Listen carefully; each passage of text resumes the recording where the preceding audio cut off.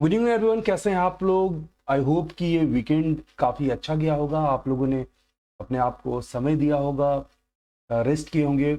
और साथ ही साथ बिहार झारखंड के तरफ के जितने भी फॉलोअर्स हैं उनको मेरी तरफ से छठ पूजा की बहुत बहुत शुभकामनाएं। फ्रेंड्स, कल से फिर ट्रेडिंग शुरू हो जाएगा, मंडे है कल।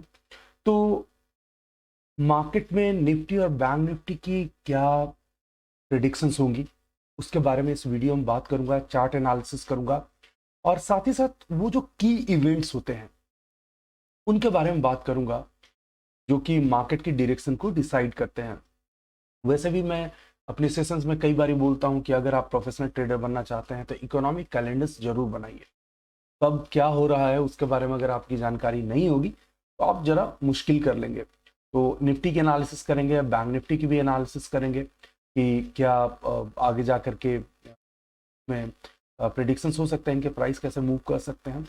अगर ग्लोबल मार्केट के बारे में बात कर ले तो फ्राइडे तक का जो मार्केट है वो काफ़ी बेहतरीन है। नैस्डैक जो है वो 300 पॉइंट ऊपर पॉजिटिव होता हुआ नजर आया था। आप डाउ को भी देखें तो 600 पॉइंट, 700 पॉइंट।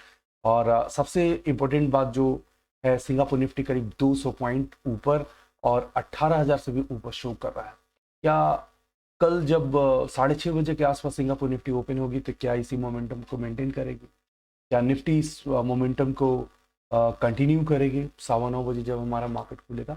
देखना काफ़ी इंटरेस्टिंग होगा, क्योंकि 18,000 का लेवल हमेशा से एक क्रूशियल लेवल रहा है। सबसे पहले की इवेंट्स को लेकर के बात कर लेते हैं कि वो कौन से की इवेंट्स हैं जो कि मार्केट की डायरेक्शन को डिसाइड करेंगे। तो उसमें से मैं कुछ पॉइंट्स लेकर के आया हूँ, रेफरेंस ले रहा हूँ moneycontrol.com एक आर्टिकल को। तो वहां पे सबसे जो फर्स्ट मुझे पॉइंट लग रहा है डिस्कस करने के लिए वो ये है कि आरबीआई की मीटिंग होने वाली है 3 नवंबर को लेकर के। और आपको पता है कि अभी भी जो इन्फ्लेशन है वो करीब 7.4% के आसपास है।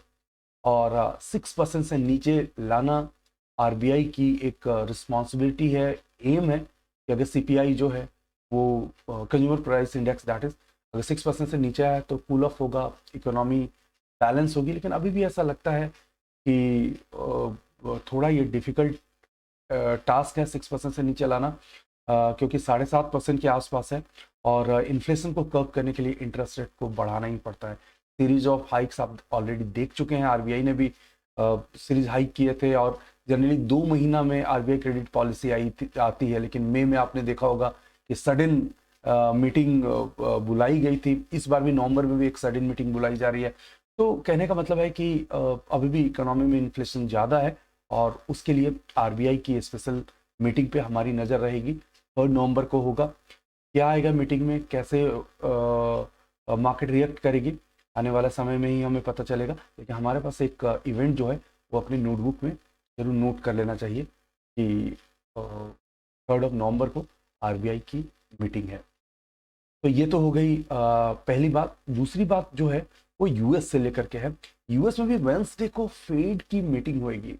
इनफैक्ट अगर मैं आपको बताऊं तो 75 बेसिस पॉइंट या 0.75% आप बोले, ऑलरेडी लास्ट बार इंटरेस्ट रेट हाइक किया गया था। और इस बार फिर से कहा जा रहा है कि 0.75% जो है वो इंटरेस्ट रेट बढ़ाया जा सकता है, क्योंकि यूएस में भी आप देखते हैं 8.5% के आसपास की इन्फ्लेशन है। और यूएस में इन्फ्लेशन का टारगेट 2% का होता है। आप समझ सकते हैं तो वहाँ भी जो जो प्रॉब्लम है वो अभी भी कंटिन्यूड है। तो उसका जो फील्ड का डिसीजन होगा वो देखने के लिए ज़रूर होगा। तो that is schedule to be release on Wednesday night. तो हम बड़ी करीब से देखेंगे कि मार्केट के लिए ये कितना क्रूशियल होता है और मार्केट क्या डायरेक्शन देती है। कुछ और पॉइंट्स को लेकर के हम बात करते हैं। तो ऑफकोर्स कॉर्पोरेट अर्निंग्स का समय चल ही रहा है और करीब 350 ऐसी कंपनीज हैं जिनके जो क्वार्टरली जो रिजल्ट है वो डिक्लेयर किए जाएंगे। जिसमें मेजर कंपनी मैं बता रहा हूँ HDFC, that will be extremely important, LNT, Hero MotoCorp. तो ये कुछ ऐसी कंपनियां हैं जिनका जो रिजल्ट है वो बड़ी करीब से देखने के लिए होगा। वैसे बहुत सारी कंपनी हैं जैसे कि मैंने आपको बताया कि 350 कंपनी के क्वार्टरली रिजल्ट आने वाले हैं, तो कॉर्पोरेट अर्निंग्स पे भी हमारी नजर होगी। कुछ और पॉइंट्स को देख लेते हैं। तो ऑटो सेल्स का नंबर जो है वो आने की बात हो रही है। जो मंथली सेल्स है उसका नंबर नेक्स्ट वीक में आने वाला है। तो जनरली इकोनॉमी को ना ऑटो सेल्स के नंबर से काफ़ी आसानी से कंपेयर किया जाता है। चाइना हमसे कई टाइम्स इकोनॉमी को लेकर के आगे इसलिए है क्योंकि अराउंड 10 टाइम्स जो है ऑटो सेल्स उनका हमेशा ज़्यादा रहता है इंडिया से। तो इससे हम एक अंदाज़ा लगाते हैं इकोनॉमी कैसी बेहतरीन है। तो ऑटो सेल्स का नंबर पे हमारी नज़र रहेगी। एंड अगर ऑटो सेल्स के नंबर बहुत अच्छे आते हैं, तो जैसा कि अभी दिवाली का समय भी गया है, तो मोस्ट लाइकली शायद सेल्स बहुत अच्छा रहा होगा। ऑटो सेल्स के नंबर अगर बहुत बेहतरीन आते हैं, that would be very good for the market. तो ये भी एक जो इवेंट्स है वो आपको देखना होगा। कुछ और जो है S&P global manufacturing PMI data ये आने वाला है।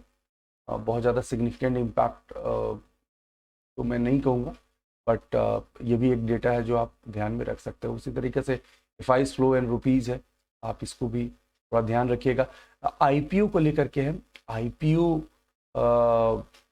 कुछ कंपनियों के आने वाले हैं, जिसमें से एक इलेक्ट्रॉनिक सब system and cable harness manufacturing DCS system, इसका एक IPO आने वाला है। तो ये IPO कैसा होगा, क्या होगा, उसके बारे में जो वीडियो है वो मोस्ट लाइकली अगर संभव हुआ तो मैं ले करके आऊँगा DCX सिस्टम। और दूसरा जो है यहाँ पे फ्यूजन माइक्रो फाइनेंस, उसका 2 नवंबर को आने वाला है। तो टाइम अवेलेबिलिटी के according I try my best कि इन IPO को रिव्यू करूँ और आप लोगों के सामने रखूँ। तो ये तो हो गई इवेंट्स के बारे में बातें, आप अवेयर रहिए। अब बात कर लेते हैं निफ्टी को लेकर के। तो निफ्टी का ये 5 मिनट का चार्ट है। 5 मिनट का चार्ट में जो फ्राइडे को एक ओपनिंग के बाद गिरता हुआ नजर आया था, यहीं पे मैंने पुट ऑप्शंस के ट्रेड भी लिए थे। आपने देखा होगा, टेलीग्राम चैनल के मेंबर आप नहीं हैं तो आप वहाँ पे मुझे ज्वाइन कीजिए, और जो डिस्क्रिप्शन बॉक्स में लिंक है उसे क्लिक करके आप ज्वाइन कर सकते हैं। हम मार्केट के जो डिफरेंट अपडेट्स हैं वहाँ मैं पोस्ट करता हूँ, मेरे अपने ट्रेड्स हैं वो भी पोस्ट कर रहा होता हूँ। तो फिलहाल अगर फ्राइडे के बाद देखें तो मार्केट गिरने के बाद एक अच्छा खासा यहाँ पे एक सिमेट्रिकल ट्रायंगल का अपसाइड ब्रेकआउट का हुआ नजर आया। कुछ मूविंग एवरेजेस से वो भी ऊपर में क्रॉस करते हुए नजर आए। तो पहला टारगेट तो यही है कि 17,850 के आसपास जाए, लेकिन जिस तरह से सिंगापुर निफ्टी अभी सजेस्ट कर रहा है 18,000 के आसपास का, तो उसके लिए तो मुझे ऐसा लगता है कि 17,917 ये एक लेवल है। एंड देन उसके बाद तो अगला लेवल जो है वो यही ऊपर में आ जाता है, दैट इज़ 18,120। बट मुझे लगता है कि कल मॉर्निंग में सिंगापुर निफ्टी ओपन होते हुए शायद थोड़ा सा कूल ऑफ हो जाए या जो भी है, तो आगे हम देख लेंगे 17,917 के आसपास या 17 या 930 के आसपास। 17,930 के आसपास के रेजिस्टेंस हम ले लेते हैं। उसके ऊपर अभी तक हिंट है उसके ऊपर खुलेगा, लेकिन अगर इसी के आसपास अगर खुलता है तो ये एक रेजिस्टेंस हो जाएगा। तो ये रेजिस्टेंस हम देख करके चल रहे हैं, और बाकी मोमेंटम बड़ा हाई होगा। स्विंग जिस तरह से बाजार किया था, एक काफ़ी बात थी बाजार में देखने के लिए। अगर आप स्मॉल टाइम फ्रेम में देखेंगे, जैसा कि 5 मिनट में मैंने आपको दिखाया, एक प्रॉपर ब्रेकआउट नज़र आया है। और अगर इसे मैं 1 आवर में कर दूं तो आप देखेंगे कि कितना डिसेंट यहाँ पे टॉप जोन इंडिकेटर शो कर रहा है एक अपसाइड मोमेंटम। तो बाजार में अपसाइड मोमेंटम तो है ही for a moment, which chances एक पुल बैक के मिलते हैं। बैंक निफ्टी को लेकर के बात करें तो एक्चुअल में निफ्टी स्ट्रांग थी लास्ट फ्राइडे को, लेकिन बैंक निफ्टी में हायर लेवल से बहुत ज़्यादा सेलिंग देखने को मिला था। देखिए इस लेवल से जो बैंक निफ्टी थी वो यहाँ पे अगर हम देखेंगे तो ये गिरते हुए नजर आई थी 28 तारीख को, काफ़ी गिरते हुए। अगर इसे थोड़े छोटे टाइम फ्रेम में करेंगे तो आप ये फॉल देख सकते हैं। लास्ट मोमेंट में ये उठने की कोशिश कराया था, फॉल बहुत ज़्यादा था। तो अब क्या लगता है, तो 1 आवर के चार्ट में मुझे बड़ा सिंपल सा लग रहा है। ये जो 41,500-600 का जो एक जोन है वो एक बहुत बड़ा सप्लाई जोन है। तो कल चूँकि निफ्टी ऊपर खुलेगी तो ये बैंक निफ्टी में भी पुश आएगा, लेकिन 41,500 600 क्रॉस करता है या नहीं करता है देखने के लिए होगा। मुझे लगता है आगे ये हम देख लेते हैं क्या चल रहा है नहीं चल रहा है, उसके बाद ही बैंक निफ्टी में कोई ट्रेड ले तो अच्छा होगा, क्योंकि देखिए गैप अप ओपनिंग होगी तो ट्रेड मिलता नहीं है। आजकल इसी तरह का बहुत बार हुआ है, gap up and gap down opening है तो बड़ी मुश्किल होती है, ट्रेड लेने के लिए मिलता नहीं है। तो हम देखेंगे ओपनिंग होगी, रिट्रेस करेगा तो अब एंट्री बनेगी लाइव मार्केट में, देख लेंगे। और मैं आप लोगों से शेयर तो करते रहता हूँ। फिलहाल 1 आवर में भी बैंक निफ्टी आप देखिए MACD जो है डाउन साइड के लिए क्रॉसओवर हुआ है, तो देखेंगे ऊपर तो खुलेगा ही, लेकिन 41,500 या 600 ये एक रेजिस्टेंस के तौर पे आप ले करके चलिए। तो प्रेडिक्शंस क्या रहा कि ऑफकोर्स गैप अप तो खुलेगा ही, लेकिन जब तक उसे क्रॉस ना करे तो बहुत अच्छी वाली बाइंग इसमें बैंक निफ्टी में अभी नहीं आएगी। और निफ्टी को लेकर के मैंने बताया, निफ्टी बैंक निफ्टी के मुकाबले थोड़ा मुझे स्ट्रांग लगा है। एंड जो अच्छी खासी अगर ओपनिंग होगी तो ये 17,930 के आसपास अगर ओपन हुआ तो वही रेजिस्टेंस होगा, नहीं तो 18,100 का एक रेजिस्टेंस मैं आप लोगों को शेयर कर रहा हूँ। तो आज के वीडियो में बस इतना ही। आज मैच भी देख रहा था, इंडिया मैच हार गई है, तो ग्रुप काफ़ी इंटरेस्टिंग हो रहा है। कमेंट सेक्शन में आप भी बताइए कि आप भी मैचेस वगैरह देख रहे हैं कि नहीं। मैंने टेलीग्राम पे एक पोल दिया था कौन जीतेगा, तो ऑफकोर्स इंडिया का ही नाम लिया गया था, लेकिन ज़्यादा लोग जो थे इंडिया को ही बोल रहे थे जीतेगा। अल्टीमेटली साउथ अफ्रीका जीत गया। थोड़े बहुत जो मुझे लगता है टैक्टिकल एरर हुआ, कुछ मिसफील्डिंग भी हुई, but that's part and parcel of game. अगले गेम में देखेंगे क्या होता है। तो एनीवे गाइस, आप हमसे फेसबुक, ट्विटर, इंस्टाग्राम, पूरा और लिंक्डइन तो कनेक्ट हो सकते हैं। Thanks for watching, take care. Video को लाइक करें, शेयर करें, सब्सक्राइब करें और आने वाले वीडियोस के नोटिफिकेशंस के लिए बेल आइकन को दबाएं।